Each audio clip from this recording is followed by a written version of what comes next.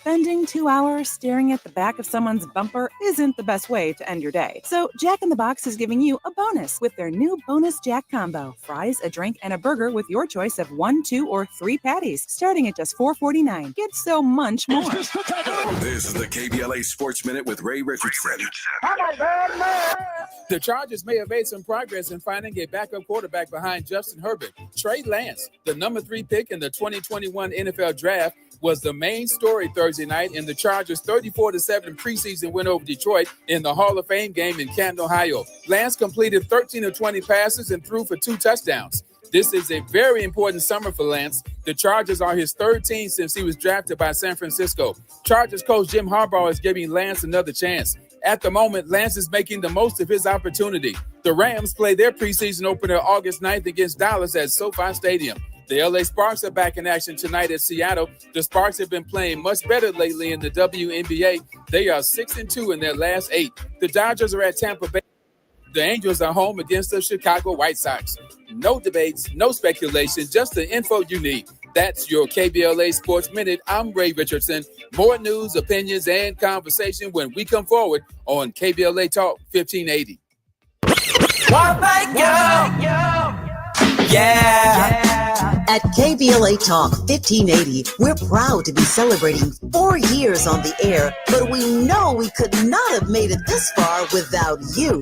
We work hard every single day to curate conversations that will enlighten, encourage, and empower you. So, from all of us at KBLA Talk 1580, a big thank you for your love and support. You don't know how much you mean to me.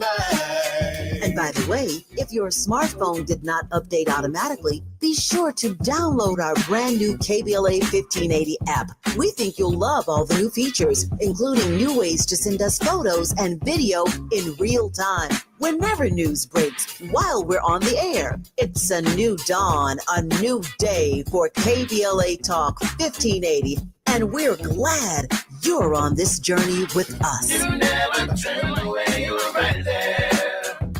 And I thank you, thank you.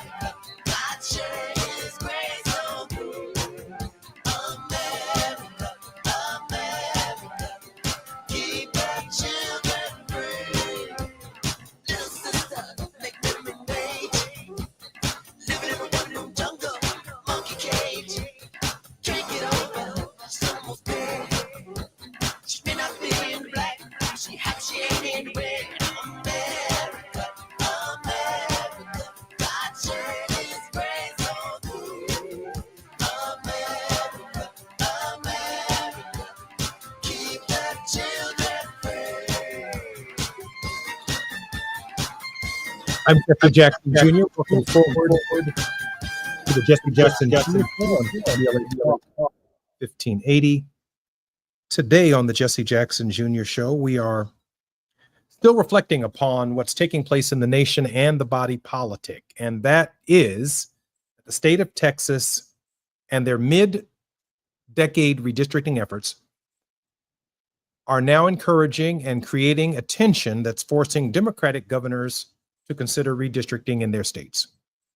If you listen carefully to the rhetoric between Democrats and Republicans, neither side is mentioning the Voting Rights Act of 1965. We're largely locked within the Democratic Party. The Democratic Party usually carries our interests. But because we have not been able to, on the question of what it means to have Black representation, to make the distinction that we are actually, as Black people, independent Democrats, which means there are those moments in political discourse when our interests are not solely represented by the Democratic Party. The governor of California says that in light of Texas's redistricting, he's looking at redistricting the entire state of California in order to offset the number of seats that Texas Republicans think they will gain by targeting 4 African-American congressional districts. J.B. Pritzker in the state of Illinois has now signaled that the state of Illinois may reconsider its map. New York, New Jersey. What they are not saying is that they have to take blacks out of safe African-American congressional districts and move them to Republican districts, hence diluting the significance of the voice of African-American representation in the Congress of the United States. We've seen this game played before during First Reconstruction, when more than a dozen African-American men, pursuant to the 15th Amendment, were elected to the Congress of the United States. And after the Tilden-Hayes Compromise, another Democratic and Republican Party compromise where they did not take into account the interests of the newly freed people after the American Civil War. By the early 1920s, I think it would be Oscar DePriest from Illinois who would signal the end of African-American representation in the Congress of the United States. We are looking at a similar period right now. It's taking place, as Johnny Mack said yesterday, in time, because in the present, we don't understand that over time, the things that are happening in time have tremendous ramifications and consequences for African-American representation. I can't say enough about that because too many of us are silent. This is what happened yesterday. In the Texas redistricting map, they drew Jasmine Crockett out of her congressional district, a safe Democratic district that allows her to have the voice that she has in the Congress of the United States. By changing the demographics of the representation and the people that she represents, it literally changes her voice if she chooses to stay in Congress. Or she can go to court and fight the Texas plan, which would be extremely expensive, arguing, of course, that the Voting Rights Act of 1965 protects her district, and this is an unusual process being advanced by the state of Texas. But imagine if in California, Maxine Waters now has to go to court, or imagine in Illinois if Danny Davis has to go to court, or Jonathan Jackson or Robin Kelly has to go to court.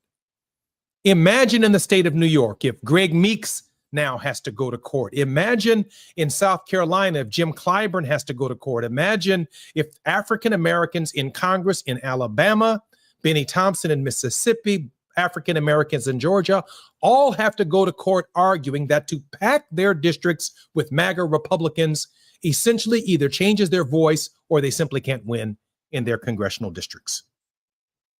This argument and this fight isn't going anywhere. But it's something that our best and brightest minds are going to have to turn their attention to. There are 62 African Americans in the Congress of the United States at this hour. There are dozens, if not hundreds, of African American legislators whose districts are behind or within as subsets of African American congressional districts. Their lines will change too. Hence, black state legislators and black state senators, their voices too will change if the Voting Rights Act of 1965 is indeed struck down. I didn't want to start our program today by talking about this issue, but the fact of the matter is this issue isn't going anywhere, and we're going to be struggling with it for quite some time because the very effectiveness of our representation at every level of the government itself could be at stake. Governor Gavin Newsom went so far as to say today that he is not sure, if we don't put up a fight right now, that there will even be a presidential election in 2028. On the Jesse Jackson Jr. Show, when we come forward, a very, very serious issue, an unresolved investigation regarding Jelani Day. Today, we're going to celebrate his life, but we're also going to hear from his mother and her long-fought battle to ensure that her son gets justice. I'm Jesse Jackson Jr. on KBLA Talk 1580. You're listening to the Jesse Jackson Jr. Show. When we come forward, Carmen Bolden Day. While you're stuck in traffic, we can at least bring you up to speed on the news of the day. You're listening to Jesse Jackson Jr. only on KBLA Talk 1580.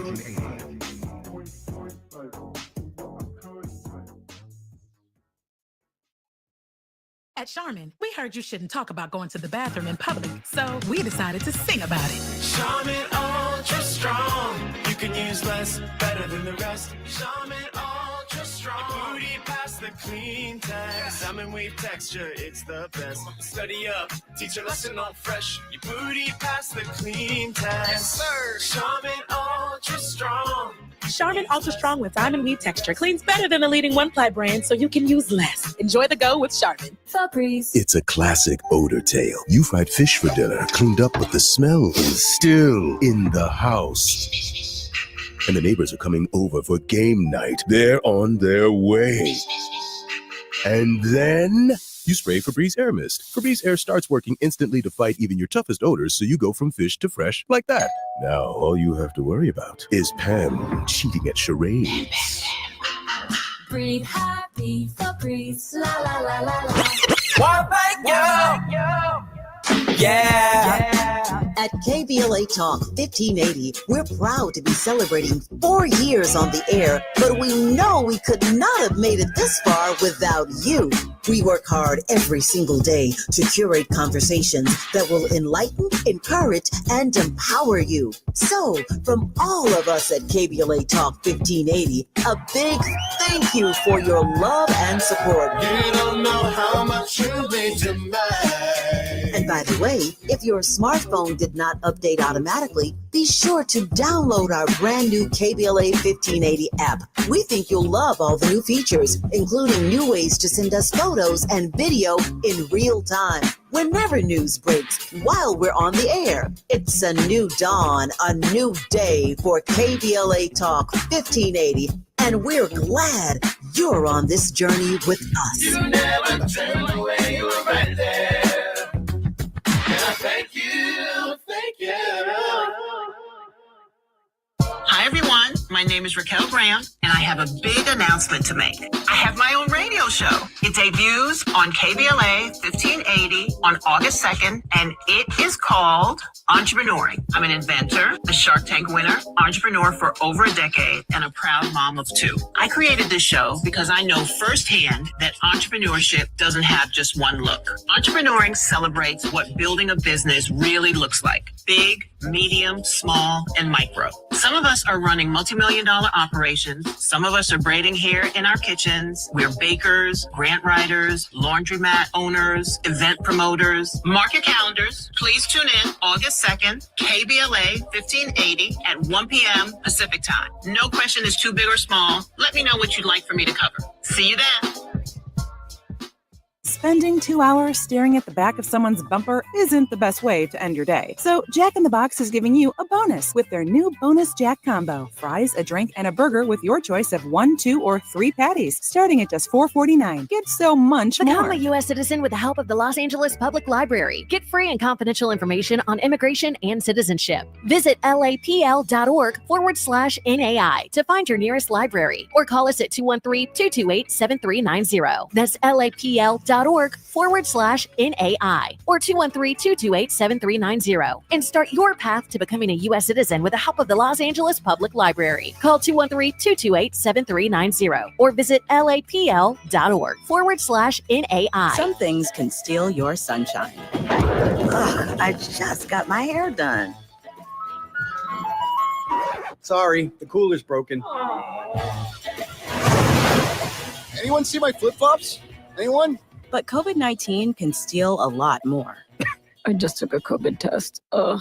Prescription medications for COVID exist. If you test positive this summer, ask your doctor if they're right for you. Visit Pfizerforall.com/COVID-19 to learn more. Sponsored by Pfizer. There's one question every couple needs to answer. What if something happens to us? Kids, a house, a life you've built, but no estate plan? That's a risk you don't want to take. With Trust and Will, it's fast, secure, and easy to protect what matters most. Start your plan today at trustandwill.com. Use code RADIO to save 20%. Check it off your list. One less thing to worry about. Trust and Will is an online estate planning service. See website for details.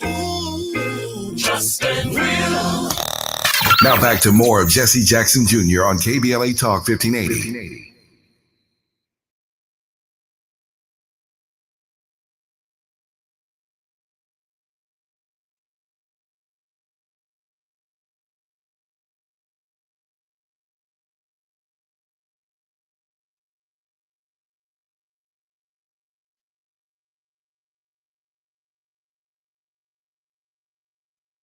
I'm Jesse Jackson Jr. Welcome forward to the Jesse Jackson Jr. Show on KBLA Talk 1580. Our very special guest in this hour is Carmen Bolden Day. She's the mother of Jelani Day, 25-year-old graduate student, someone who had a lot to live for, whose body was found in the Illinois River after a period of disappearance.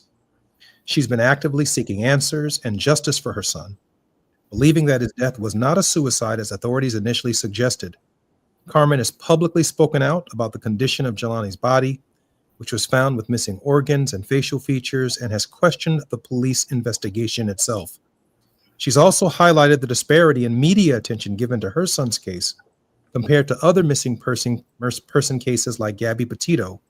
Carmen is dedicated to raising awareness for many other cases and has started a foundation, the Jelani Day Foundation, to assist families who are going through some extraordinarily difficult times in their battles for justice. Carmen, welcome forward to the Jesse Jackson Jr. Show. Thank you. Thank you for having me. I am so honored that you're here. First, let me express our sincerest concerns for your loss. And I want to thank you in a special way for reaching out to Tavis Smiley here at KBLA so that we could shed some light on your case and your son and this situation. Well, I appreciate you and Tavis for helping me get some light onto this. I also want to thank, in his absence, my father, the Reverend Jesse Jackson, who has stood with you in the past and would be standing with you, but given his limited health availability and concerns, wants me to send you his prayers and wants you to continue this fight for justice for your son. Yes, I appreciate that. Rev means a lot to me. If it wasn't for him, I wouldn't have gotten the exposure and the things that I needed to get Jelani's name out there. So I'm very appreciative of Reverend Jackson. Carmen, can you share with us what the status of the investigation is and what the status, what you've heard lately, or if you've heard anything since Jelani's disappearance? Lately, I haven't heard anything. Right now, the case is still open. However, the investigation is inactive. I am seeking and I'm wanting there to be the investigation. I've asked the Attorney General to put a special prosecutor or new eyes on the case, which would be on the police departments.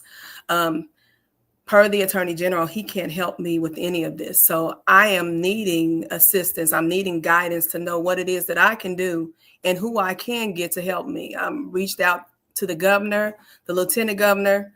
However, I have not had any help.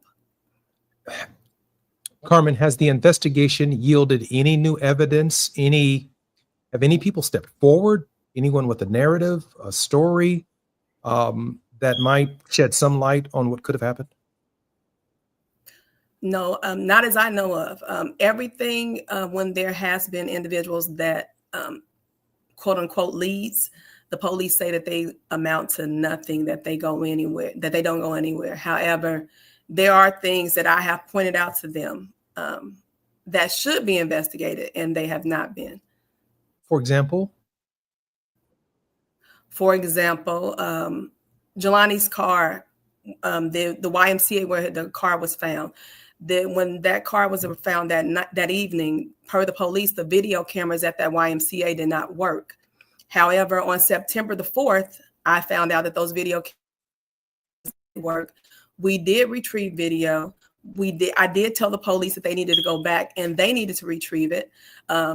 However, I found out in February of 2022 that the police did not even try to go back to get that video until January of 2022. So from September of 2021 they never went there to return to get that video. And on that video, there is a vehicle that is leaving that area that should be looked at. And and like I said, we recorded it with our phones. The police never went back to retrieve that video again until January of the next year. So by the time they went back, the YMCA had recorded over it. So it's things like that was not done and that should have been looked at. We still do have those videos of that vehicle that was leaving that area. However, the police are acting as if that's not important information, that that's something that they should look at. Carmen, share more about who your son was, what he was like. We know that he was a graduate student. And again, our audience primarily today in Los Angeles, but of course available around the world by app, would like to know more specifics about what kind of young man your son was. Jelani was a very articulate, outgoing, family-oriented young man. He was focused. He had goals and he had dreams, and he was out trying to pursue those things. He loved life. Jelani was protective of me and his father. So nothing that would have indicated that Jelani would harm himself was ever there.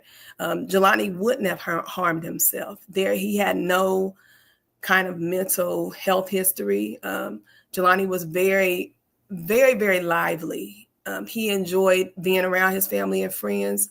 Like I said, my son was just focused. He was focused on life. The last time I spoke to him, we were actually getting ready for a family trip. We were going to Florida for Thanksgiving. I was just getting on Jelani that day about paying his part because I usually take care of him. He was the youngest of one of the youngest of my 5 children. So, I was getting on him that day. I was like, Jelani, you got to pay your part. He was like, okay, mama. And, we talked all day on that Monday.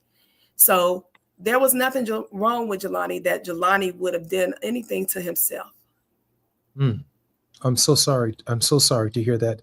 Was there any interest? I know that the local police department has been significantly absent or not forthcoming in some of the aspects of the investigation thus far, but has there been any interest by the federal government or the Department of Justice in Jelani's case? No, I've sought help from the Department of Justice before this new administration came in. I tried to get in contact with Kristen Clark on several different occasions. Reverend Jackson was trying to set up meetings with her. It was unsuccessful. During the time when Jelani went initially missing, the FBI did a behavioral analysis on Jelani. They wanted to analyze what his mindset was. That's all of the help. That's the only help that I received from the FBI, according to, or the contact that I made with them. According to the police, the FBI could not become involved. It didn't cross state lines, is what they told me. I don't understand that part because, again, the circumstances of Jelani's disappearance and his death, it does require that the FBI come in, or it should have required that the FBI to come in and help. At that same time, when Jelani went missing, Gabby Petito went missing. She got all that focus and the attention, the resources, and nobody could tell you anything about Jelani because you wasn't hearing his name on the news, where you were seeing her every day, all day, social media, the news. So we didn't get anything about Jelani. Carmen, were there any indications that Jelani may have been in any kind of struggle with law enforcement, or any chance that in the area in which he was recovered, his civil rights may have been violated, that would have compelled the U.S. government, the FBI, to further investigate Jelani's case? I would think so. I actually said to the Attorney General a couple of weeks ago that Jelani's civil rights and his civil liberties have been violated because he did not receive the attention or the help that from the police departments that he deserved. When Jelani went missing, it took me at least a good 5 hours to even get them to help me to file a missing persons report. From there, they never even conducted a search for Jelani. Those searches that were done on behalf of my son were conducted by myself. The search that found that body on that day was at my insistence that they invite the Illinois Search and Rescue be invited to help search because the police were not doing anything. So yes, those things there, I feel like would constitute involvement from the federal government, but however, they did not. Carmen, we often hear of other high-profile cases, and certainly the Jelani Davis case is certainly the Jelani Day case is certainly one of them. But I guess I'm asking that there are a number of cases that you correctly state, like the Petito case, that get all of the attention while Jelani's case simply didn't. And now that you've established the Jelani Day Foundation, I'm wondering if you are now meeting more parents, more people whose cases aren't getting the light, but obviously deserve the light based upon the uniqueness of your struggle and your fight for justice. I have. There are parents that have reached out to me, but to be totally transparent and honest with you, I haven't been able to give them the attention that they are asking of me because I've been trying to get the attention for myself, for my son. And it's often been very hard because going through this journey on a daily basis and having to deal with the fact that I'm never going to get Jelani back and I don't know what happened to him, it's hard. And so the foundation is something that I want to make sure that does provide that assistance. But in order for me to be able to help others, I'm trying to first help myself. But at the same time, I want to help other families. I want to help other mothers because this is something that I would not want them to have to experience, and especially to have to experience alone. So I'm trying to gain the knowledge and make the connections so that I'm able to help those families. If I might, and I really don't mean or intend to go any deeper into the facts of the case than you want to as Jelani's mother, but feel free to share with us some of the awkward, if you will, some of the irreconcilable aspects of the case thus far that leave you baffled, leave us baffled, and leave us continually asking questions of the investigators. First of all, they said that Jelani drowned. There was no water found in Jelani's lungs, so he couldn't have drowned. Jelani's car was found in a residential neighborhood behind a YMCA. It was not off of a highway. Therefore, Jelani would have had to have knowledge, if we go by the narrative that the police wanted to tell me that Jelani did this to himself, that Jelani would have driven himself into this area, which was not possible because Jelani was not familiar with Peru. His car was found without the license plates. What person committing suicide would want to that's the first thing that they would think about would be removing their license plates. His wallet was found in a yard. His lanyard was found in one area. His clothing was found a mile from where his body was found. And his clothing wasn't found until September 22nd. And they were found by two white girls who said that they were, quote unquote, wanting to help me because they had been watching things on the social media. However, they went all the way to Peru from Bloomington to walk their dog, and this is where they found Jelani's clothing. Carmen? His phone. Carmen? Let me pause for station identification. I'm Jesse Jackson Jr., listening to the Jesse Jackson Jr. Show on KBLA Talk 1580. When we come back, more with Carmen Bolden Day. The biggest names, the best conversations. You're riding with Jesse Jackson Jr. on KBLA Talk 1580.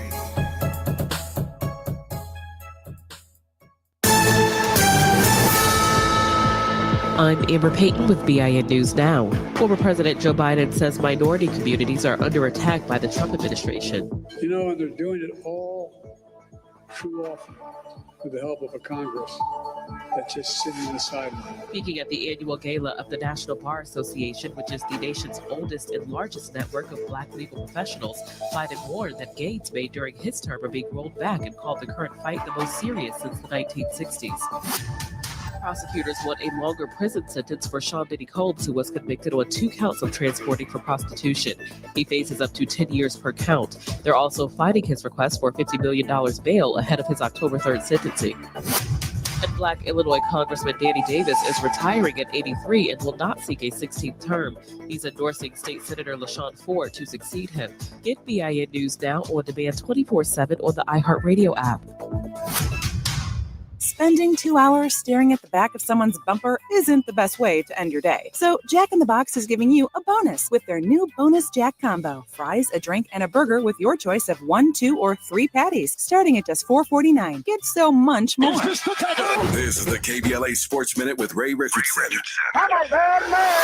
The Chargers may have made some progress in finding a backup quarterback behind Justin Herbert. Trey Lance, the number 3 pick in the 2021 NFL Draft, was the main story Thursday night in the Chargers' 34-7 preseason win over Detroit in the Hall of Fame game in Canton, Ohio. Lance completed 13 of 20 passes and threw for 2 touchdowns. This is a very important summer for Lance. The Chargers are his 3rd team since he was drafted by San Francisco. Chargers coach Jim Harbaugh is giving Lance another chance. At the moment, Lance is making the most of his opportunity. The Rams play their preseason opener August 9th against Dallas at SoFi Stadium. The LA Sparks are back in action tonight at Seattle. The Sparks have been playing much better lately in the WNBA. They are 6-2 in their last 8. The Dodgers are at Tampa Bay tonight. The Angels are home against the Chicago White Sox.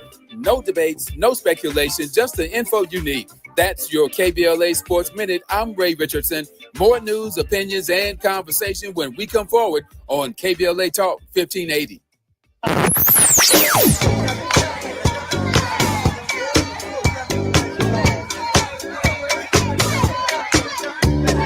This is KBLA Talk 1580. Talk radio. That's music to your ears. We're unapologetically progressive. KBLA Talk 1580. Hi, I'm Jesse Jackson Jr., inviting you to join me weekdays at 12 noon, right after Tavis Smiley, here on KBLA Talk 1580. As a law school graduate and a theologian with a firm grasp of our body politic given almost 2 decades in Congress, my show is the fresh new home of an authentic, uncompromised quest for transformation and salvation, both personal and collectively, as I vigorously interrogate the theological and symbolic meanings embedded in our society. I promise to leverage my knowledge of history, theology, and both international and domestic issues to imagine an inclusive vision for the future, which I hope will inspire all of us to pursue life, liberty, and the pursuit of happiness as a given, not just an aspiration. So join me weekdays at 12 noon right after Tavis Smiley for 2 hours of the Jesse Jackson Jr. Show, only on KBLA Talk 1580.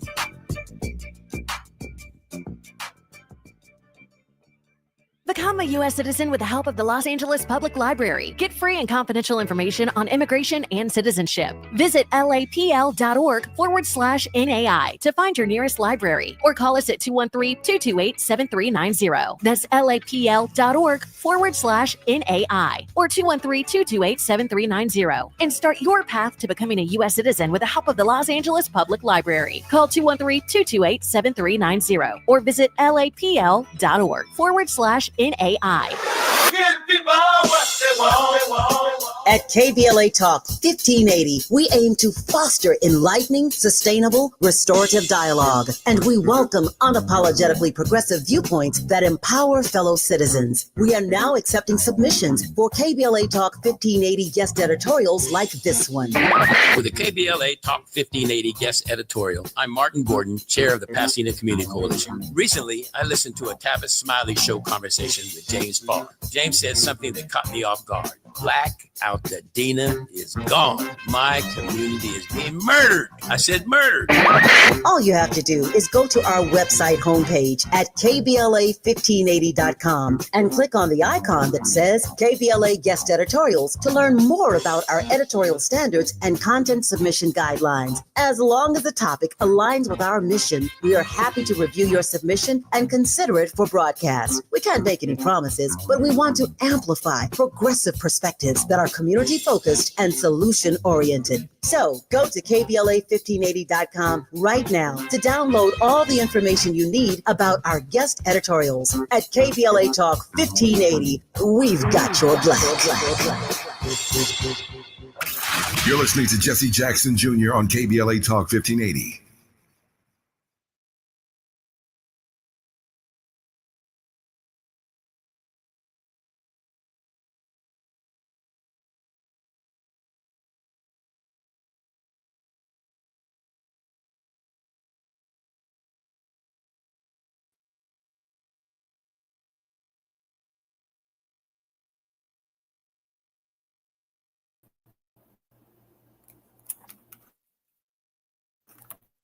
I'm Jesse Jackson Jr. Welcome forward to the Jesse Jackson Jr. Show on KBLA Talk 1580. Our very special guest on this program is Carmen Bolden Day. Carmen lost her son, Jelani Day, who went missing on August 24th, 2021, and his body was found in the Illinois River 2 days later.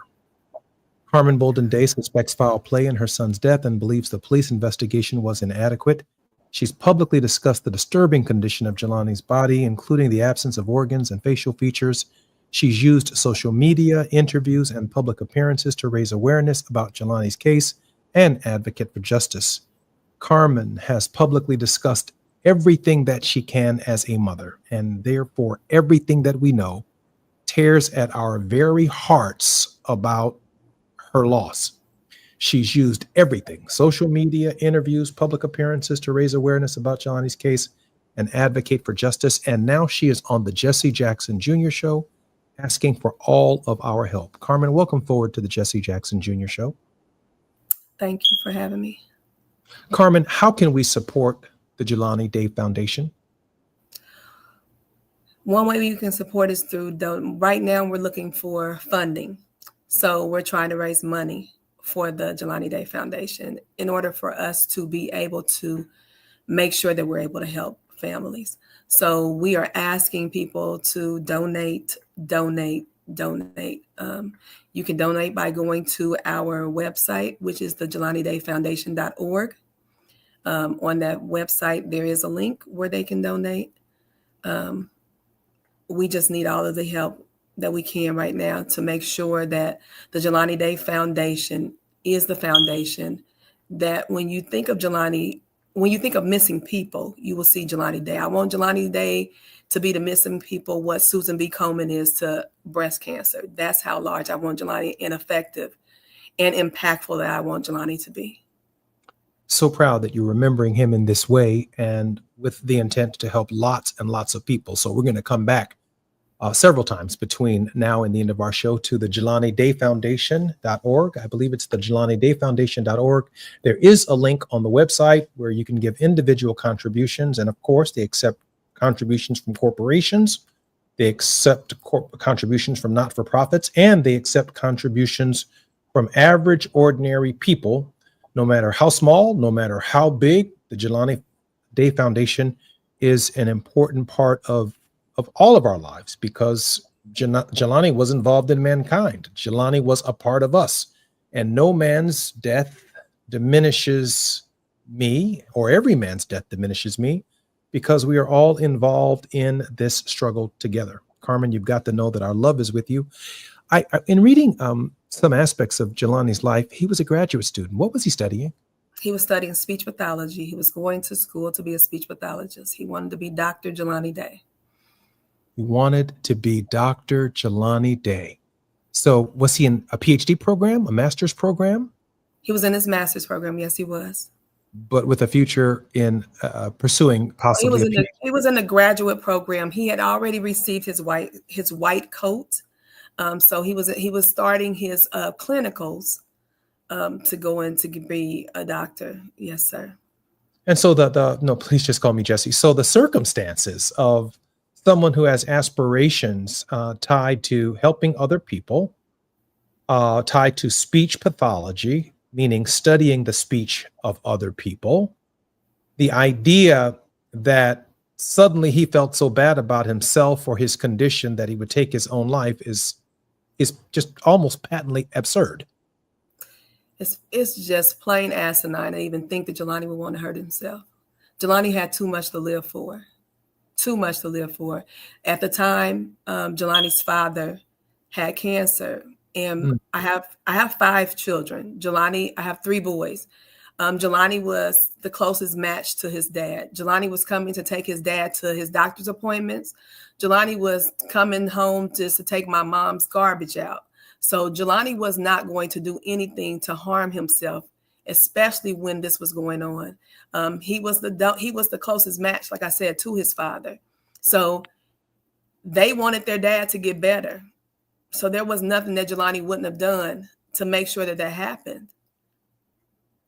And when this happened to Jelani, unfortunately it took away his father. Jelani, we lost Jelani in August, and we lost their father in April. I'm He so gave sorry. up. I'm so sorry. Let me talk about the community's response. What has been the response of the community to Jelani's death? Everybody wants to know, just like I want to know what happened to Jelani. I invited and I extended Jelani and shared him with everyone. So I wanted people to put themselves in my shoes at the time, and I still want them to. And imagine if this was your son or your nephew or your grandson. What would you do, and what would you want to know if your son just up and disappeared and they can give you no answers? They are providing no help or no assistance, no resources to you to find out what happened to your child. How would that make you feel, and what would you do? Because I can't sleep, and I don't function well. There are things about me that are not the same anymore. I lost a very important part of me. I understand, Carmen. We all do understand. But you also gained us. You gained us in this process. You gained people who care. You gain a community of love and support. And we're never going to forget Jelani's life or his work, what he represented to the community, and the potentiality and the possibilities that he represented for our future. His death has diminished all of us. Tell us a little bit about Jelani's dad. You brought up that he was in his own struggle with health and that he gave up. When we, there are pictures of Jelani and his dad and all his siblings. That his dad's birthday was August the 12th, and you look at the pictures and you see Save and you see him. He looks healthy. He looks happy. He doesn't even look sick. That night on the 25th, when we received that phone call, when I saw him that next day on the 26th, it looked like he didn't look like himself. It looked like life had drained out of him. He actually started looking sick. This took a toll on him because, like I said, my children are all close, and they were extremely close to both me and their dad. And so Jelani, like I said, Jelani was absolute. He would check on his dad. He called his dad all the time. So when he went missing, it really took an effect on his father. We have just a couple of minutes before we close, but can you share with us more about how we can be supportive and how we can contribute to the Jelani Day Foundation? Absolutely. We actually have a gala, a fundraising gala that's coming up on August. It is going to be Saturday, August the 23rd. It's going to be in Broadview, Illinois, where you will be my guest keynote speaker. And I'm so thankful that you have actually said that you would do this for us, and we are so grateful for that. But we're asking everybody, if they can and will, to come out and support us on that night. That's going to be an evening also to honor Jelani, but also to know that we stand and we're fighting for justice for him. You will know that we have there's a bill that's in Jelani's name is Senate Bill 3932. What that bill entails is that if someone is found in the state of Illinois and their body is not identified within the first 72 hours, the FBI has to become involved. So those are things that we are wanting to celebrate and also highlight. So if we can come out and support us at the gala, that would be greatly appreciated. So this invitation came across my desk. Actually, I don't have a desk anymore. It came across my email, and they were offering me a small honorarium to come. And I said, there is no way in God's earth I'm taking $1 from this family. I don't accept honorariums. I'm so grateful for their service and what they're doing, and I'm standing by them with what they're going through. I'm Jesse Jackson Jr. You're listening to the Jesse Jackson Jr. Show on KBLA Talk 1580. More when we come back with Miss Carmen Bolden Day.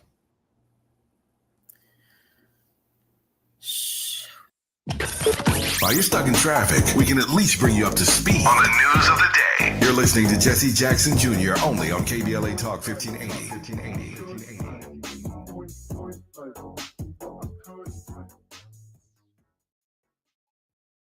Some things can steal your sunshine. Ugh, I just got my hair done. Sorry, the cooler's broken. Anyone see my flip-flops? Anyone? But COVID-19 can steal a lot more. I just took a COVID test. Ugh. Prescription medications for COVID exist. If you test positive this summer, ask your doctor if they're right for you. Visit PfizerForAll.com/COVID-19 to learn more. Sponsored by Pfizer. There's one question every couple needs to answer. What if something happens to us? Kids, a house, a life you've built, but no estate plan? That's a risk you don't want to take. With Trust and Will, it's fast, secure, and easy to protect what matters most. Start your plan today at trustandwill.com. Use code RADIO to save 20%. Check it off your list. One less thing to worry about. Trust and Will is an online estate planning service. See website for details. Trust and Will. Hi, everyone. My name is Raquel Graham, and I have a big announcement to make. I have my own radio show. It debuts on KBLA 1580 on August 2nd, and it is called Entrepreneuring. I'm an inventor, a Shark Tank winner, entrepreneur for over a decade, and a proud mom of 2. I created this show because I know firsthand that entrepreneurship doesn't have just one look. Entrepreneuring celebrates what building a business really looks like. Big, medium, small, and micro. Some of us are running multi-million-dollar operations. Some of us are braiding hair in our kitchens. We're bakers, grant writers, laundromat owners, event promoters. Mark your calendars. Please tune in August 2nd, KBLA 1580 at 1 p.m. Pacific time. No question is too big or small. Let me know what you'd like for me to cover. See you then. You have cancer. The 3 words no one wants to hear. Of the cancers that impact our community, lung cancer is the most dangerous. More people succumb to lung cancer than colon, breast, and prostate combined. Black men are 12% more likely to develop lung cancer, and cases for Black women are rising. Early detection and comprehensive treatment is the best way to beat this dreaded disease. Providence is a research leader in multi-cancer early detection, offering blood tests that identify fast-spreading cancers that don't show symptoms in early stages. The Providence Los Angeles Integrated Network Cancer Program determines best protocols for each patient, interacting with specialists who share experiences, perspectives, and new findings specific to each case. With over 1,000 board-certified physicians, including top oncologists, surgeons, radiologists, and nurse specialists, Providence delivers whole-person care that understands your culture, values, preferences, and priorities. So, if you hear the words, "you have cancer," all you need is faith and providence.org/cancer. KBLA Talk 1580. We've got a lot to talk about. KBLA Talk 1580 is committed to self-care and community well-being. Walk Good LA was formed in June 2020, inspired by the Black Lives Matter movement and the beginning stages of the COVID-19 pandemic. What began as a few minutes of breath work and yoga meditation before protests against police brutality turned into a safe space for the community to heal in hard times. The immensely positive response from the community transformed the momentum into a movement. Today, Walk Good LA is a Black and Brown-led community wellness organization based in Los Angeles. They provide spaces for healing through community yoga classes, guided meditations, hikes, run clubs, and other activations throughout Los Angeles that attract hundreds of members weekly. With the help of Propel and Michael B. Jordan, they now have a yoga and wellness studio in Los Angeles called the Walk Good Yard. To join their mailing list and connect with healing spaces, please visit walkgoodla.org. That's walkgoodla.org. Or find them on Instagram at walkgoodla. This is a community call to action, a community call to healing from KBLA Talk 1580. Hey man, hey, what's up? What's the station you listening to? Oh man, you don't know? That's Talk Radio, KBLA 1580 AM. Check it out. 1580 KBLA AM. 1580 Talk Radio. Progressive. At KBLA Talk 1580, we're celebrating our 4th anniversary. And this track right here is the gift one of our devoted listeners presented to us. Where you get some information, get a true education to know. Ooh, yeah. 1580. How cool is that? Having a member of our KBLA delegation write us a song. Stop it. Our listeners love us and there ain't nothing we can do about it. Wouldn't want to. Thanks to Cardell and everybody else for turning on KBLA Talk 1580. We love you right black. KBLA 1580 Talk Radio. Talk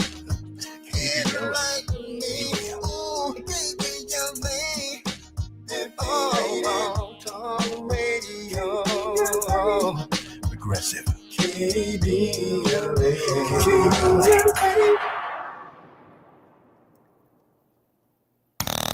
Now back to more of Jesse Jackson Jr. on KBLA Talk 1580. I'm Jesse Jackson Jr. Welcome forward to the Jesse Jackson Jr. Show on KBLA Talk 1580. Carmen Bolden Day. A mother's love, pain, and the fight for the right. Carmen lost her son, but the investigation itself is incomplete. Very little information that's making it back to her. And she has now established a foundation for the memory of her son, but also to help other families who find themselves under these bizarre circumstances where her son, it could have been a daughter, had so much to live for. But what they are saying is that he suddenly didn't want to live, even though he had been working hard in graduate school to major in speech pathology. He wanted to help somebody else. His life story, the way in which he interacted with his family and his friends and other students in the universities and colleges that he attended, does not reflect someone who wanted to commit suicide. His car was found in one place, his clothes found in another, his body found in the Illinois River. It just doesn't jive.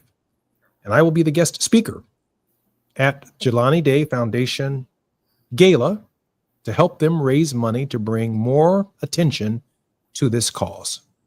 Carmen, welcome forward on the Jesse Jackson Jr. Show.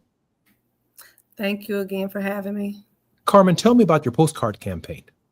So the postcard campaign is something that we started because I needed, I'm looking for ways that we can get attention back to the case that the police officers I feel were negligent. What the postcard campaign does is that I'm asking anybody who can and will to go to voicesforjelaniday.com. You're going to click on the link there, and what you'll do, you'll purchase 2 postcards for $10. One of those postcards will go to the governor and one will go to the attorney general. The intent is for us to just inundate their offices with these postcards until they want to speak to me to figure out what we can do to provide assistance and find out what happened to Jelani. I want you to take your time. And I want you to say that one more time, a little bit slower, on how we can get involved in the postcard campaign. Okay, I want everybody to go to voicesforjelaniday.com. When you go there, there's a link that you will click on. When you click on that link, it'll give you the option where you will purchase 2 postcards. One will be sent to the governor of Illinois and one will be sent to the attorney general's office. The purpose is to inundate their offices, to let them know this is not just me who wants to know what happened to Jelani, but also you, the people, also want to know. You want to know and you want them to find out. So that is the purpose of the postcard campaign. So I'm asking anybody who can and will to go to that link and purchase the postcards. Fantastic. How can we support your gala? You can support the gala by either with your attendance, your sponsorship, or making a donation. I would love for everybody to come in attendance. This is an all-white gala. Jelani had, right before this incident happened where I lost my son, Jelani was talking to me about his birthday. He was always trying to plan ahead. And he said, Mama, I want to have a birthday party and can you sponsor it? And I was like, no. And he wanted to be an all-white party. So when everything happened with him in that next year when he wasn't here for his birthday, and I wasn't able to do anything for his birthday, I kept trying to think, what can I do to honor my son? And so therefore the foundation was birthed. And so when we had the first foundation, I wanted to be all white because that's what Jelani asked me for his birthday. So that is why we have had the all-white gala in honor of Jelani. I am so glad you said that because I normally show up to these events in a black suit. No, it's an all-white fundraising gala. I am so glad you said that. Share with us a word of hope. If Jelani was with us today and he had the opportunity to speak to this national audience under very different circumstances, what would Jelani share with the people? You know, Jelani was one that would tell me all the time, Mama, you can do it. Jelani thought I could do anything. He thought that his mom I could make magic. So I want to just share with people today to not give up. And I guess that's why I don't give up, because I know that I've instilled in my children to always push forward, that they can accomplish anything that they set their hopes and their goals towards. And so in doing this, I don't want to fail them. So failure is not an option for me at this time. So I know Jelani I know he's telling me every day, Mama, keep going. Carmen, and so I want to encourage everybody to keep going, even when you feel like you can't. Keep going. Your story is extremely inspiring to all of us. Give us the date of the gala again and how we can get tickets for the gala event. The gala is going to be on Saturday, August 23rd at the Red Door Meeting Room in Broadview, Illinois. You can go to the Eventbrite, which links are located on all our social media web pages, which is on Facebook or Instagram. Click on the link, purchase the tickets. I would love to see everybody there. The tickets are $75 for general admission, $125 for VIP and cocktail hour. And we do have sponsorship opportunities available for those who want to purchase a table or sponsor. I appreciate it. And there are ways that we can support the Jelani Day Foundation. Walk us through that website one more time. You can go to the Jelani Day Foundation.org. On that website, there is a donate page where you can donate. So we are also, there will be events that we have coming up. We have given out scholarships in Jelani's name for the past 3 years. We are endeavoring to do many more things. We have given out food baskets for Thanksgiving. We've helped families during Christmas in honor of Jelani. So we just want to continue to do things to help. Carmen, thank you very much for sharing yourself and sharing your son's life with us. Thank you so much for having me. I'm Jesse Jackson Jr. You're listening to KBLA Talk 1580 on the Jesse Jackson Jr. Show. When we come forward, it is Fat Meat Fridays with none other than Gina Towns.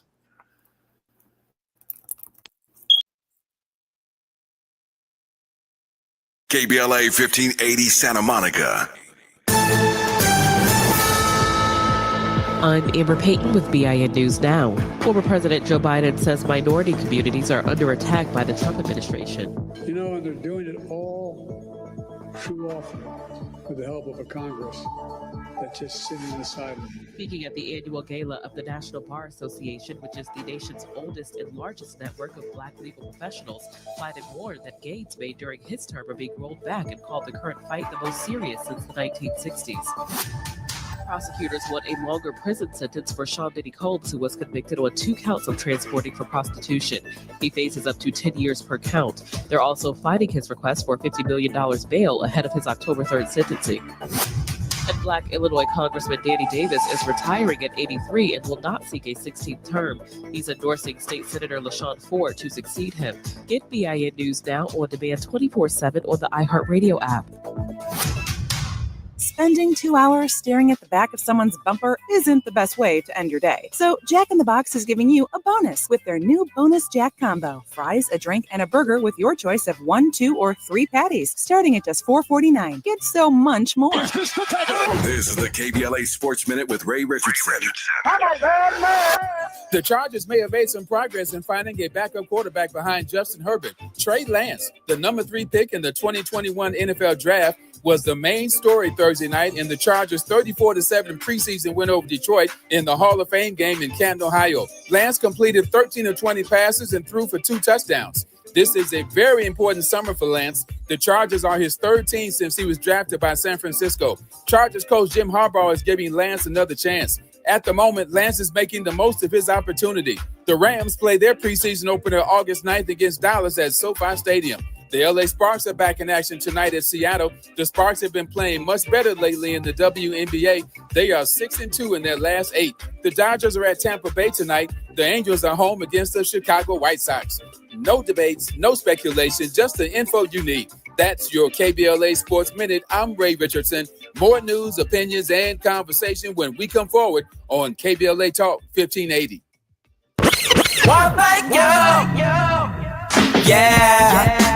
At KBLA Talk 1580, we're proud to be celebrating 4 years on the air, but we know we could not have made it this far without you. We work hard every single day to curate conversations that will enlighten, encourage, and empower you. So, from all of us at KBLA Talk 1580, a big thank you for your love and support. You don't know how much you mean to me. And by the way, if your smartphone did not update automatically, be sure to download our brand new KBLA 1580 app. We think you'll love all the new features, including new ways to send us photos and video in real time. Whenever news breaks, while we're on the air, it's a new dawn, a new day for KBLA Talk 1580. And we're glad you're on this journey with us. You never turned away, you were right there. And I thank you, thank you.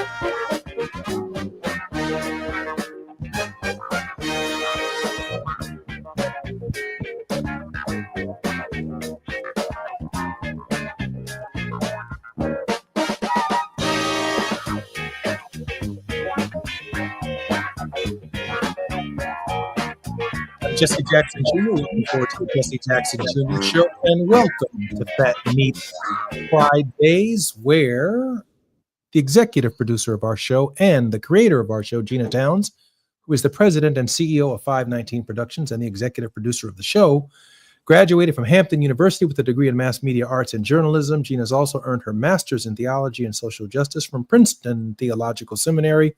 She's the co-producer of the Emmy Award-nominated documentary, Hampton University, One of the Wonders of the World. And as a writer and producer and performer, her single, Yes, hit number 26 with a bullet on Billboard. She produced and directed a live broadcast in Afternoon with Dr. Lewis Sullivan, MD, and influenced a rewrite of the opening scene of the position of Morehouse School of Medicine's Brand while directing communications, logistics, and location management for the HBO film The Immortal Life of Henrietta Lacks, starring Oprah Winfrey. Gina, welcome forward to the Jesse Jackson Jr. Show. Hi, Jesse Jackson Jr. How are you today? Doing great, thank you. Well, I'm just going to be very honest. I was so moved by the last segment with Carmen Bolden Day. I think that I had some things planned that I wanted to talk about today, and perhaps I will get to them, but I really cannot leave our discussion, because it is a discussion that we all too often have to have in our community. And I had thoughts about the program before Carmen came on today. I knew the details, but as Carmen talked about them and you got to see and hear a mother's love, a mother's pain, and her fight to make it right, I am so moved in my whole physiology. And I know that those of you who are listening could hear it. And as I said, it's a story that we, have heard all too often. We continue to hear it, and there is no justice. And in this moment, I am reminded of Reverend Al Sharpton: when there is no justice, there is no peace. And we have to share in that no peace until we get to the point of justice. Yeah, it's a really, really sad story. And you'd think that the government of the United States, both the state of Illinois and the federal government, would be trying to deliver some relief to the Day family during this awful period of what has happened. And it just seems like there are too many people who are not speaking up. It sounds like, and I can't justify or verify this, but it feels like there's information out there that is not being shared with us by the authorities. And our history is so replete with these kinds of incidents where our families are left struggling emotionally, mentally, physically. She even shared with us, Gina, that Jelani's father, she saw the deterioration in him upon the loss of his life, and that April, he expired himself. Absolutely, because that kind of pain, and pain in any form, takes its toll, emotional, spiritual, psychological. And I remember when George Floyd was murdered in front of the world, I was reminded that there were so many people that have been murdered and their names go unnoticed. And I have about 5 or 6 pages back to back in my social media post where I just found as many people as I could, and I posted their names: Natasha McKenna, Jerame Reed, Romaine Brisbane, Tamir Rice, Akai Kareem Gurley, Tanisha Anderson, Dante Parker, Azell Ford, Michael Brown, John Crawford III, Tyree Woodson, Eric Garner, Dontre Hamilton, Victor White III, Gabriella Monique Navarez, Yvette Smith, Mackenzie Cochran, Jordan Baker, Andre Lopez, Miriam Iris Carey, Barrington B.J. Williams, Jonathan Farrell. And the list goes on and on and on. And even before our modern day society, this was the case, the strange fruit that hung from the trees. This was the case. And when Howard Thurman is talking about the hounds of hell that chase us, and this is the plight, and there's so many fronts, and people want to know why it is that Black people keep complaining, and why aren't you happy yet? It's not that we are not happy, it is that we are not at peace. And until the mothers can stop crying out, we still hear Marvin Gaye, "Mother, mother, what's going on?" And now we see things being rolled back that would help us to continue to fight for our rights, to expand things that have been achieved.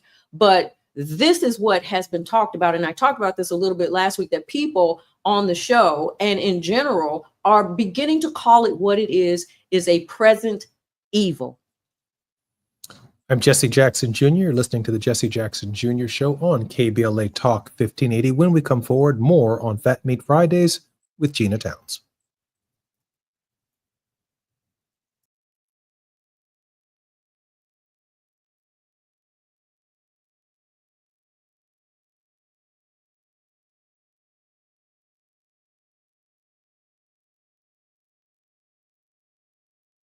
Say the quiet part out loud. KBLA Talk 1580. Hey man, hey, what's up, bro? What's the station you listening to? Oh man, you don't know? That's Talk Radio, KBLA 1580 AM. Check it out. 1580 KBLA AM.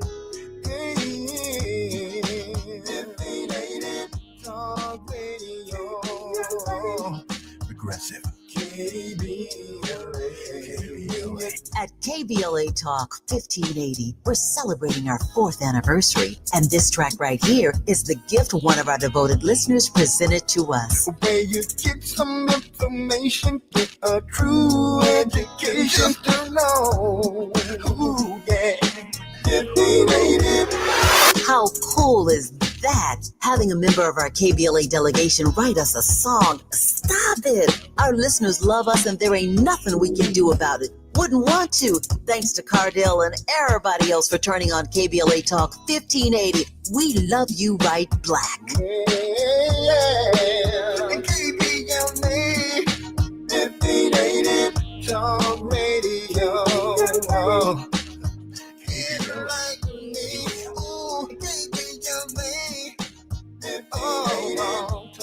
Radio. Progressive. KBLA.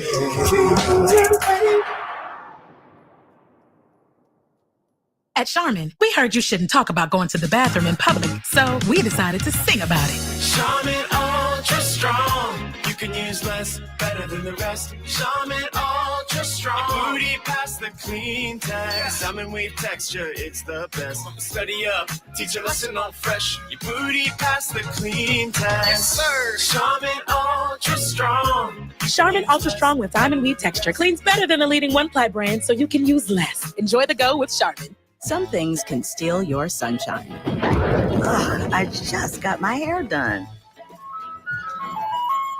Sorry, the cooler's broken. Anyone see my flip-flops? Anyone? But COVID-19 can steal a lot more. I just took a COVID test. Ugh. Prescription medications for COVID exist. If you test positive this summer, ask your doctor if they're right for you. Visit PfizerForAll.com/COVID-19 to learn more. Sponsored by Pfizer. There's one question every couple needs to answer. What if something happens to us? Kids, a house, a life you've built, but no estate plan? That's a risk you don't want to take. With Trust and Will, it's fast, secure, and easy to protect what matters most. Start your plan today at trustandwill.com. Use code RADIO to save 20%. Check it off your list. One less thing to worry about. Trust and Will is an online estate planning service. See website for details. Trust and Will. Find a righteous rage and don't be afraid to say what you see. We're KBLA Talk 1580.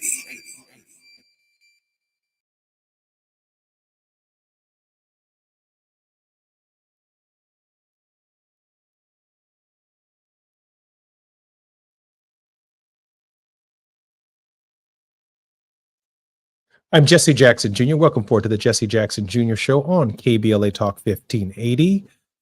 This is Fat Meat Fridays with Gina Towns, and on this show on Friday, we wrap up our week. We often reflect upon what our week represented and what we covered. And Gina, a few minutes ago, you went through a rather lengthy list of our people, our children, our brothers, our sisters, our neighbors, whose lives were prematurely cut short. In this moment, I think about the presumption. I think about probable cause. And I think if any one fact pattern verifies any case, particularly as it relates to police interaction with our community, at issue is always when a police officer sees or perceives that he sees that he has a right to engage an African American or anyone for that matter because of something called probable cause. Your thoughts, Gina? Absolutely. Probable cause. I remember you said earlier in the week about the fact that Black people, and in particular Black men, are born with probable cause. It is a part of being Black in America. The presumption that if your tail light is out, I can go ahead and search the whole car and, without a warrant. There is a freedom that people want to take. Todd Erie called it an entitlement. An entitlement. And you know what? I have to always clarify because everybody is not the same. It's just that when you have a large incident of things that are so glaring and things that are so reprehensible and heinous, that are ongoing. And see, what happens is when things are ongoing, we become numb to them. They don't even get reported in the news, and people just kind of go, it's happening again. And sometimes it's that way because what can I do about it? I mean, you look at Carmen's situation, she's asking for help and she can't get the help that she needs. And then when people get upset and they take matters into their own hands, and then, you now have another set of people who are going to be somewhere in the system, maybe not dead physically, but certainly dead on the role of society as they go through the prison system. Gina, something went horribly wrong in that Jelani Day case. And it really does require some federal oversight or some federal involvement, because it may be that the local police department itself is incapable of conducting an investigation that it may have some culpability in. Now, I'm not pointing the fingers at anyone, but certainly an investigation that is not providing more information to Carmen is deeply troubling. And again, probable cause. What is the interaction between the police and Jelani? Could there have been any interaction that day? The missing license plates, the car on the other side of town, his clothes found a mile away. What is he doing out of his clothes? A mile away from his body. And suicide? No organs? How do you suicide yourself without organs? How do you remove parts of your face? That just doesn't add up. And when I think about police officers shooting into Breonna Taylor's apartment, I mean, what's the probable cause? Why? So probable cause is a standard that I believe Black people are just born with. If you have a broken taillight, if you're wearing your hair a certain kind of way, if you're wearing your clothes a certain kind of way, if you're walking through a major store and you end up being followed by local security or security within the store, it's because we are born in, they don't care about your degree, your pedigree, who you are, or where you're from. You're just born into the world with probable cause. And we need to change the probable cause standard. The day that we do, the day that probable cause is wrong, the day that we change the standard, the day that society itself is going to treat not only Black people, but poor working class white people differently as well when it comes into contact with the criminal justice system. I think in addition to the word evil and everything that is the connotation of that, we are in a society, and this is ongoing, but it is continuing to blossom and flourish. Instead of justice flourishing, we see moral decay. The mere fact that we can sit and know that these things are going on for any family, I don't care, beyond color, because Dr. King talked about the fact that we had to look beyond color when evil is present. I think about the conversation that you did have with Johnny Mack, and King wanted his professors of the faith and his pulpit counterparts to open their eyes, to open their ears, and not just be aware, but to also take action. And I think that when we don't have conversations with each other across the aisle, across communities, people are sometimes unaware and they can't feel. I mean, you could feel what Carmen was saying, and it visibly shook me just to hear her actually talk about it. And I think that we report the news, and I'm not finding fault because none of us are perfect, okay? But we do have to point out those things as a society that we can improve upon, that we can be better at, and be without excuse as it comes to our one another relationships. So I think one of the ways that I wanted to describe this was that we need to wake up. We are asleep at the wheel. I absolutely agree with you. I would just add that in this moment, I'm thinking about my son. I'm thinking about your son. I'm thinking about all of our sons. I'm thinking about all of our daughters. Not one of us want our children or our families to go through this. Not one. And yet, the reality is we are just one phone call away from this kind of tragedy knocking on our own door.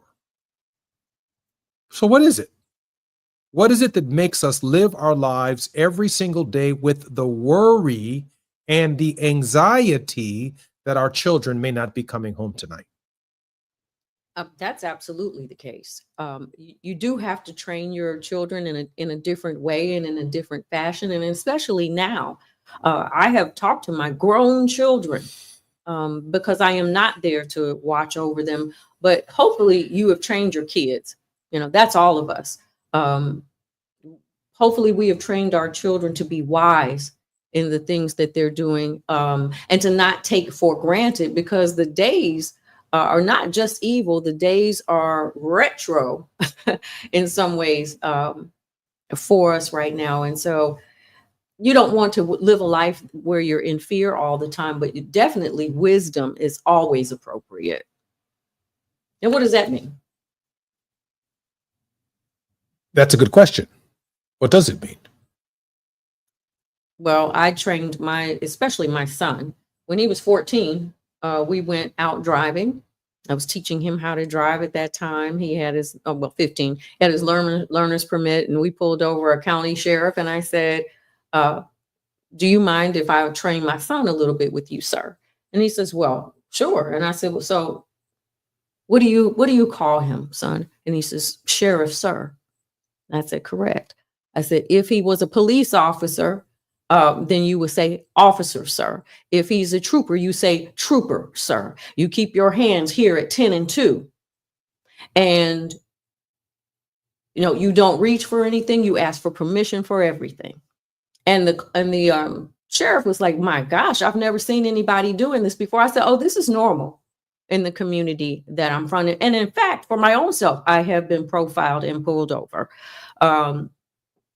It's amazing, the things that go on from day to day that people just kind of don't know about, won't believe that happens. And that's why I kind of go back to how important, not only your show is, but our conversations as we engage people in Starbucks, or no matter where it is, to be able to expose one another to who we are. Because sometimes it just boils down to fear of the unknown. Carmen is still with us, and she writes in the chat, I trained my sons, especially that they had 2 strikes against them. 1, they were Black, and 2, they were males. Now, I've tried to summarize that this week by saying this: they were born into the world with probable cause, that they were looked at as less intelligent than they were, less articulate than they are, less hardworking than they work, that they are born into the world with the presumption of guilt over innocence, and from womb to tomb, They are in a constant navigation, a navigation that is personal as well as existential to who they are. We are Black men. And so when I walk out of this hotel, when I walk into this grocery store, when I confront or have to get pulled over by this police officer, and I put my hands at the 10 o'clock position and the 2 o'clock position, and I'm a 60-year-old grown man, how I speak to that police officer, he high school graduate, walk up to my car talking much smack and much garbage. At high school level, I've got to stop being who I am and speak to that man with a level of respect that comes with the presumption and the probable cause. And in that moment, he absolutely has the power over the trajectory of my life. He has the power over the trajectory of my life. So does the professor in my classroom, by the way. So does the principal in my school, by the way. So does the president of the university that I'm in, by the way. So does, by the way, oncoming traffic. The decisions that we make as young African-American men from womb until we are old African-American men, if we live to be old African-American men, what follows our lives is something called the presumption and probable cause. That is inescapable. And I can't, thank Carmen Bolden Day enough. She said exactly what my mama told me and exactly what my daddy told me. Maybe my mother said it more times than my father said it. And I think our mothers say it to their sons more times than their fathers actually say it. Because mothers know what it means to lose a child. It doesn't take away the pain from a father. It's just that because she birthed a man into the world, she already knows that there are certain obstacles that will confront his existence from womb to tomb. The conversation is an important one. It's still important. And I think even as we're talking about Texas, considering the redistricting of their congressional map so that they can get rid of seats that are occupied and representative of Black people, this is part of what we are talking about. This is part of a cycle of pain that comes in so many different ways that is difficult to even really get a hold of. I mean, the way that it attacks the mind, the sympathetic nervous system. And so I think we have to really speak up in this hour. We cannot allow ourselves to just be dummied down because when the spirit is troubled and it gets distressed, it seriously gets us off in our thinking and our behavior. I've been seeing so many people walking down the street talking to themselves. Now, mind you, I talk to myself. I think we all talk to ourselves, but I am talking about a different societal issue that seems to be growing in nature because of hope lost, despair, lack of opportunity, and so many things. Because you even have to take into account what goes on in the home as people are being, raised as children when parents are depressed and, the system is the way that it is. We just have a couple of minutes before the break, but you broached this question about the Voting Rights Act of 1965 being attacked by Republicans in Texas. It's also, even though they'll never admit to it, being attacked by Democrats in California. Yes, Gavin Newsom is prepared to readjust the state of California's lines to offset what they're doing in Texas. But the only way you change those lines is if you change the Voting Rights Act of 1965. Governor Pritzker in Illinois is now saying, let's change the lines. And the only way to change those lines to get more Democrats is to offset the Voting Rights Act of 1965. That's true in New York. That's true in New Jersey. That's true in Georgia. That's true in Alabama. So as we creep down this road, everyone who's saying that they're a Democrat and the Democrats must fight back, well, the Democrats may win this fight, but there won't be no Blacks in Congress because they'll move African Americans who've been segregated against, who ended up in certain sides of town with a street running down the middle of it named Martin Luther King, a John Lewis Street, a Barack Obama Street. We live on the black side of town. If we, in fact, are not paying attention and being woke in this hour, we could lose a lot of representation. I'm Jesse Jackson Jr., listening to the Jesse Jackson Jr. Show on KBLA 1580 Talk. When we come forward, more with Gina Towns on reflectivity.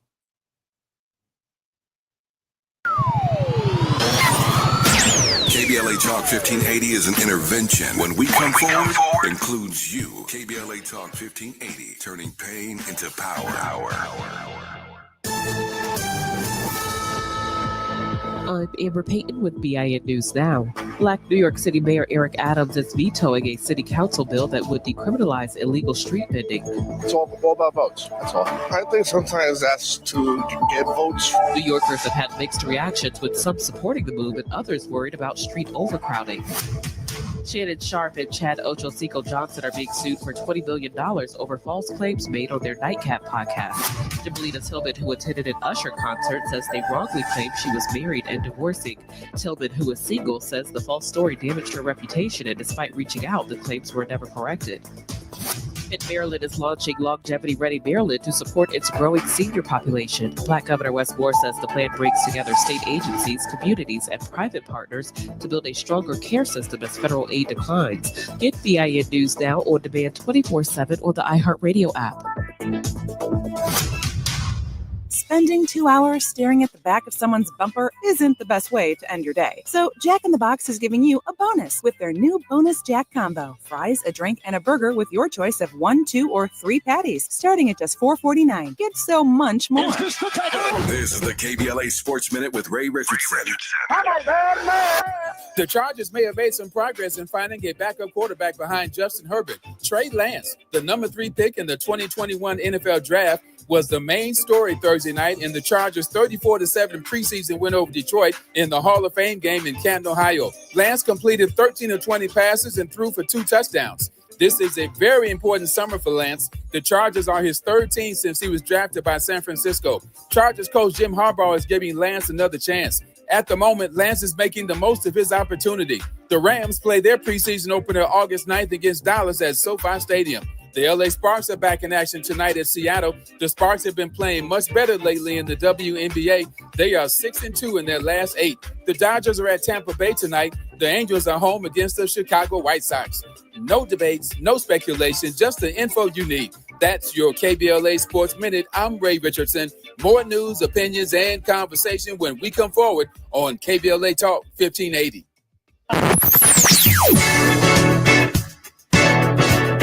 Whoa,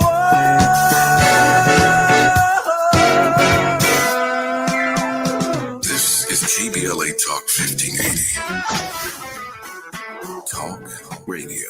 That's music to your ears.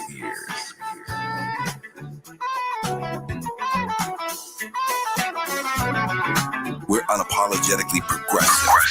KBLA Talk 1580.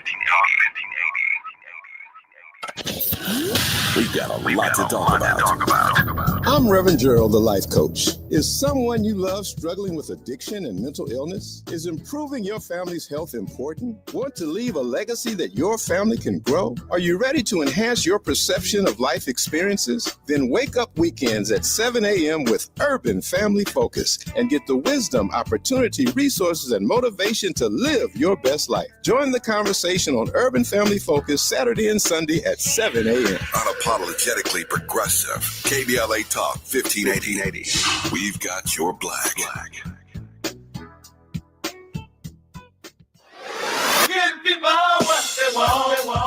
At KBLA Talk 1580, we aim to foster enlightening, sustainable, restorative dialogue, and we welcome unapologetically progressive viewpoints that empower fellow citizens. We are now accepting submissions for KBLA Talk 1580 guest editorials like this one. For the KBLA Talk 1580 guest editorial, I'm Martin Gordon, chair of the Pasadena Community Coalition. Recently, I listened to a Tavis Smiley Show conversation with James Barr. James said something that caught me off guard. Black Altadena is gone. My community is being murdered. I said murdered.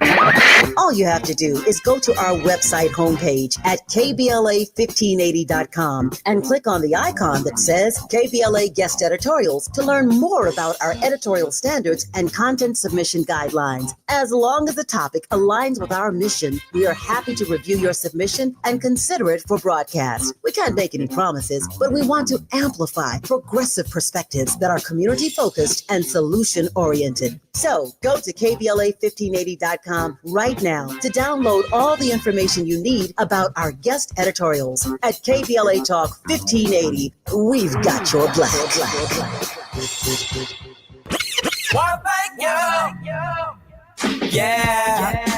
At KBLA Talk 1580, we're proud to be celebrating 4 years on the air, but we know we could not have made it this far without you.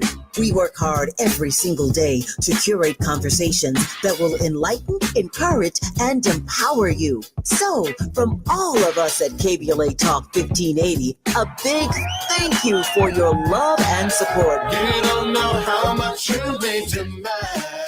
And by the way, if your smartphone did not update automatically, be sure to download our brand new KBLA 1580 app. We think you'll love all the new features, including new ways to send us photos and video in real time. Whenever news breaks, while we're on the air, it's a new dawn, a new day for KBLA Talk 1580. And we're glad you're on this journey with us. You never turned away, you were right there. Thank you, thank you. We're not for everybody, but we're for everybody. You're listening to KBLA Talk 1580.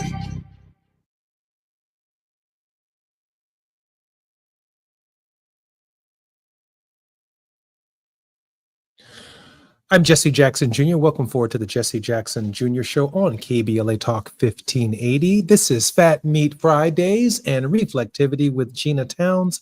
Gina, welcome forward to the Jesse Jackson Jr. Show. Thank you, Jesse Jackson Jr. Gina, we've had a hell of a week.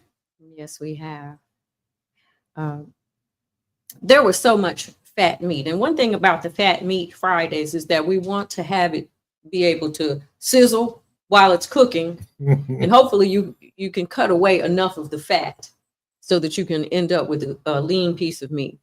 And then we reflect on it and see if we can have some activity as a result. So that's the reflectivity part. But if you would indulge me for just another moment, I would like to read some more names. Stephen Eugene Washington, Aaron Campbell, Kawani Carrington, Victor Steen, Shem Walker, Oscar Grant III, Tarika Wilson, Deonta Terrell Farrow, Sean Bell, Katherine Johnston, Ronald Curtis Madison, James B. Brissett, Henry Ace Glover, Timothy Stansberry, Alberta Spruill, Kendra Cerie James, Orlando Barlow, Nelson Martinez Mendez, Timothy Dwayne Thomas, Ronald Beasley, Earl Murray, Patrick Moses Dorismond, Prince Carmen Jones Jr., Malcolm Ferguson. You can only cry genocide for the number of men and women in our community who've lost their lives at the hand of law enforcement. And a significant number of the names that you've mentioned are just that. There are others that you mentioned who are not at the hands of law enforcement. Mm-hmm. But a significant number of them are at the hands of men and women who have been sworn to serve and protect. And the standard by which they approach Black people is based upon their perception of what constitutes a crime, based on their perception of whether or not the suspect is guilty. And how the suspect reacts or behaves in the presence of the law, the police officer, they're not the law, the police officer, who in these cases becomes both judge, jury, and executioner. All you can do is cry genocide. I mean, that along the scale that you've mentioned is a plan.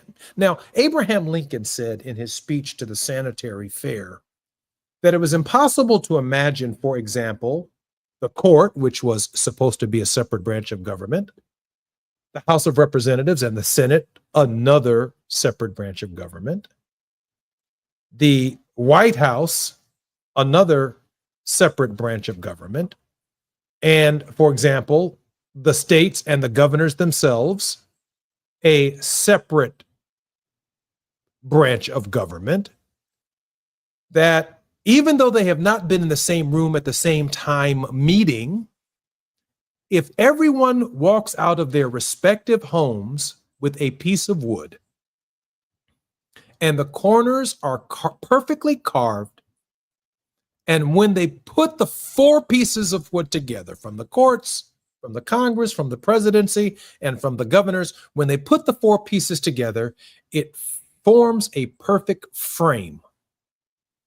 It is hard to believe that the parties had not worked upon a common plan, that every piece of wood fits like a Jenga puzzle. No piece of wood is different.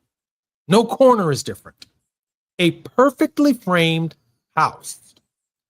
So, how is it that all of these cases from California to New York City, to Georgia, to Florida, to city of Chicago, and Laquan McDonald, to George Floyd in Minnesota, how is it that we've never met these police officers, and I've never met George Floyd in my life, but when all of the pieces come together, they frame a perfect house consistently with the same story, with police officers in different jurisdictions who've never met each other.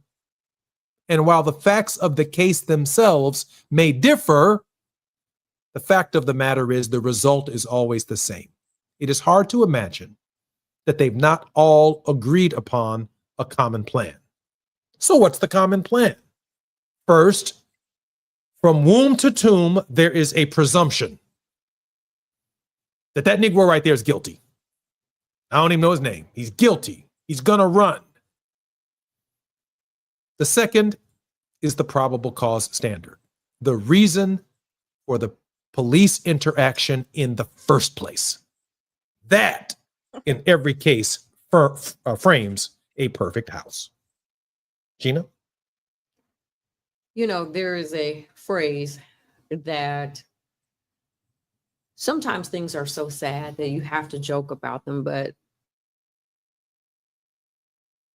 I got stopped driving while black was something, you know, that phrase has been around for a minute now.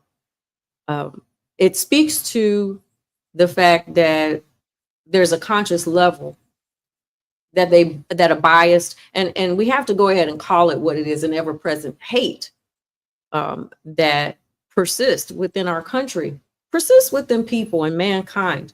And so one of the things that I have discussed with our Monday host, Reverend Teresa Horde Owens, I've discussed it with Johnny Mack at one point and Todd Urey. I don't think Barbara Arnwine and I have had this conversation, but I want to know the same question that Martin Luther King wanted to know from the Birmingham jail, and is, where are my counterparts?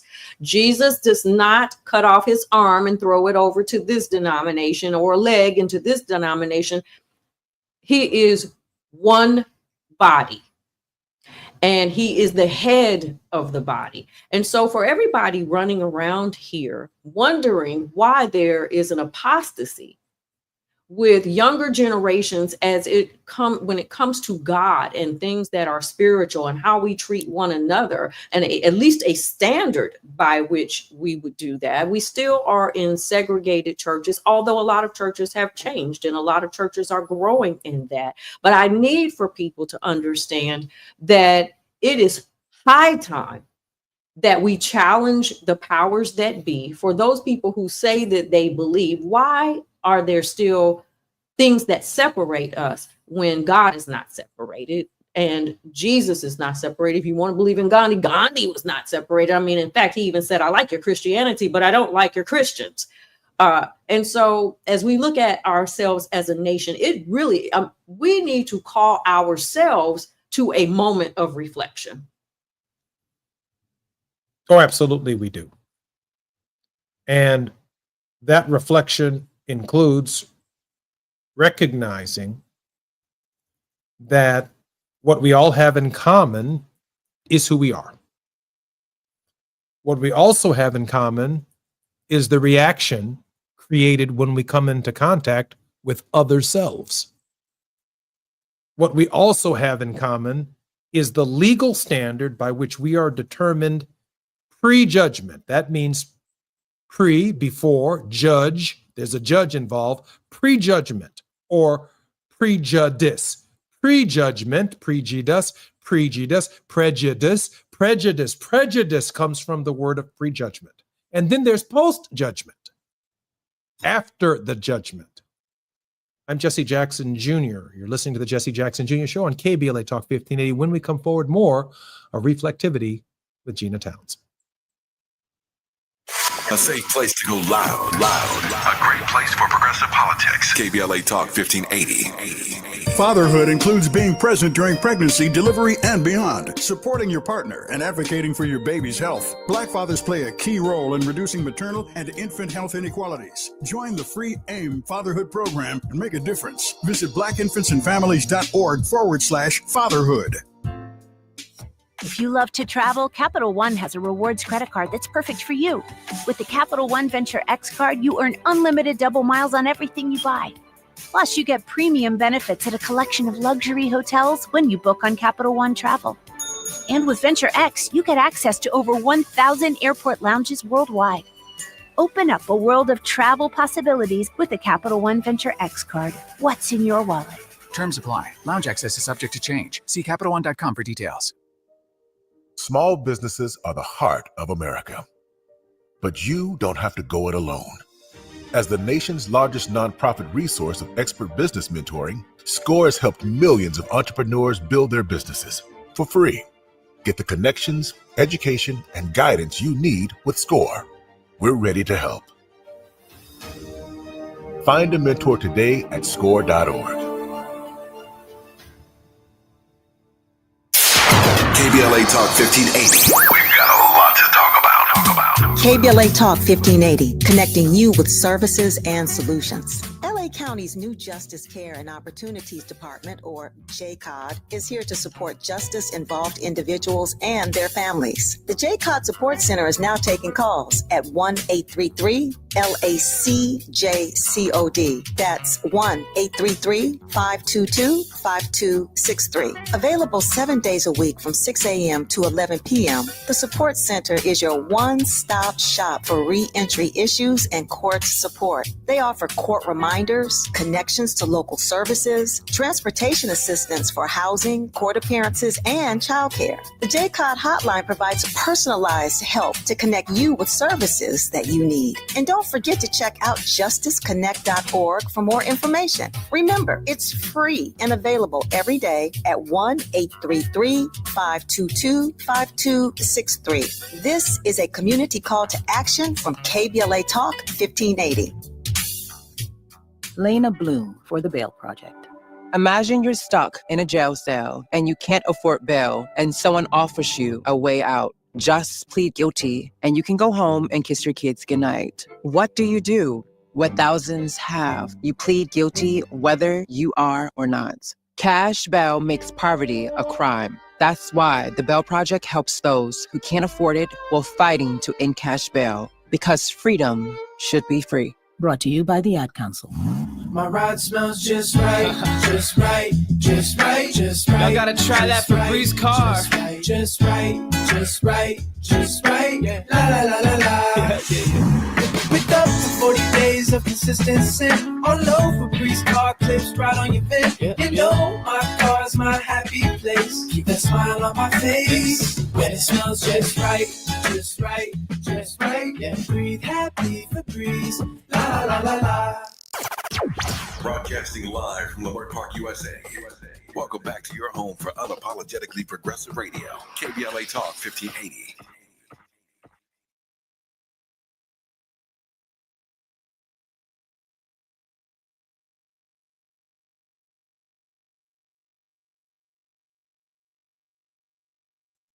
I'm Jesse Jackson Jr. Welcome forward to the Jesse Jackson Jr. Show on Fat Meat Fridays with Gina Town. Gina, welcome forward to the Jesse Jackson Jr. Show. Thank you, Jesse Jackson Jr. Gina, I want to just go through the week very quickly. On Monday, I thought we had a very, very rich conversation with Teresa Hord Owens, the head of the Disciples of Christ on the starvation in Gaza. On Tuesday, Barbara Arnwine rang the bell on challenges to the Voting Rights Act and the consequences that we are likely to experience, and some of the great challenges that are before the Democratic and Republican Party tied to that act, what it means around the country, certainly the ripple effect. On Wednesdays, we talked with Reverend Dr. Todd Yeary about probable cause, about prejudgment and post-judgment, and the standards. And of course, on Thursday, we had a very, very deep conversation with Johnny Mack, discussing the World House and how Dr. King might respond to the current era and to the daily current crisis that we find ourselves in. I love Johnny Mack's show because he brings so much together by the end of the week. And he said, we must have a new appreciation of time, that we live in time, but living in time requires us to have a reflection over time. And we talked about remaining awake through a revolution, and how a revolution, Gina, takes place every 20 years. You are living between 1956 and 1976, from Emmett Till to Jimmy Carter, 76 to 96. You would have missed the Reagan era if you were asleep. From 96 to 2016, if you were asleep, you'd have missed the entire Obama era. Rip Van Winkle went up the hill and King George III was on the end. His picture was up. He came down and there was a picture of George Washington. The time between King George III and George Washington was 20 years. You can miss a lot if you're sleeping through a revolution. Gina Towns. I think that is one of the reasons why we have been on this show to bridge between the generations. Because if you miss a generation or you didn't live through the previous generation, then there are things that you are just not going to know. We are not in a space and place where we cannot share information with each other, share experience with each other, be in community with each other. And that's why I love Ernest Krim's show. He'll be back this Monday. What's love got to do with it? Common unity in community, which is common unity. It is imperative right now that we not separate, that we not place emphasis on age and generation right now, particularly in our community. We must find the places where we can meld together with other communities, Black, brown, poor, the things that we have in common. They must be our common goal. They must be our common cause. So, and it always puzzles me when people think, well, yeah, I'm going to be part of this. And then you find out in the end that somebody just used you to get where they wanted to get to. And you become a fatality, a casualty of the larger picture of whatever it is that they're trying to accomplish that causes no good to anyone involved and to humanity. Yeah, you've got to pay very close attention to that. If you dedicate your life to service of others, there are going to be some ups and some downs. Dr. King said he had been to the mountaintop, but any man who says that they've been to the mountaintop also has a valley view. The valley view is very different than the mountaintop view. And he stood on top of the mountaintop and he saw the promised land, but he said, I may not get there with you. Of course, from the mountaintop view, he's talking to people who find themselves in a valley. And what does that mean? To be in a valley. It's to be in anxiety. It is to be in depression. It is to be in a form of oppression. It means to be one of the rejected stones that can potentially become the cornerstones of the new republic. And I continue to make the argument that on September 17th, 1787, America was not a democracy. It was a republic. They picked George Washington amongst themselves. His first election, not essentially by popular vote, but amongst a group of white men. They picked a man of what they called pious reflection. And then by 1791, the Bill of Rights, individual rights. They did not want a different kind of autocracy, a military junta running the country. And they demanded individual rights that the states themselves were to respect. But of course, they added the 10th Amendment, and their overwhelming concern about property interests. They left the freedmen, the slaves who would be freedmen, and their rights to the states. They left them in chattel slavery.